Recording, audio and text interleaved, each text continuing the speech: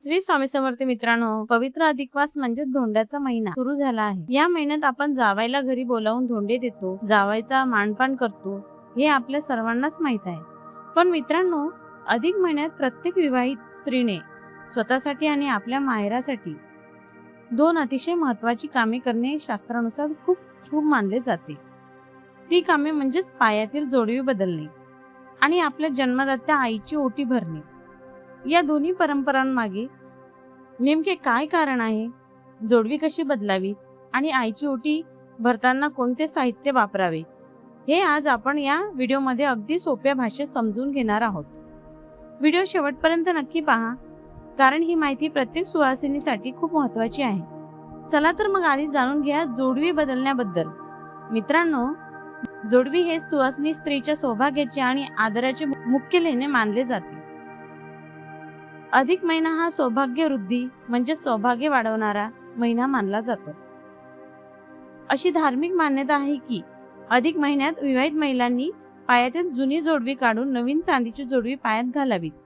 यामुळे पतीचे आयुष्य वाढते, त्यांचे आरोग्य उत्तम राहते आणि घरातील नकारात्मक ऊर्जा दूर होते। नवीन जोडवी घेताना ती नेहमी चांदीचीच असावी, विसरूनही सोन्याची जोडवी पायात घालू नका। नवीन जोडवी पायात घालताना पाय रिकामे ठेवायचे नसतात। जुनी जोडवी काढण्यापूर्वी नवीन जोडवी पायात सरकवायची असतात। सर्वात महत्त्वाचं म्हणजेच आपली जुनी जोडवी कधीही सोनाराला विकू नका किंवा मोडून नवीन घेऊ नका। ती घरातच सुरक्षित ठेवा किंवा एखाद्या पवित्र नदीत विसर्जित करा। आता वळूया दुसऱ्या महत्त्वाच्या परंपरेकडे, ती म्हणजेच आईची ओटी भरणे। आपण लग्नानंतर सासरचे होतो, जावायचे लाड करतो, पण ज्या आईने आपल्याला जन्म दिला, संस्कार दिले, तिच्या अखंड सौभाग्यासाठी आणि तिच्या ऋणातून थोडे तरी मुक्त होण्यासाठी अधिक महिन्यात लेकीने आईची ओटी भरायची असते।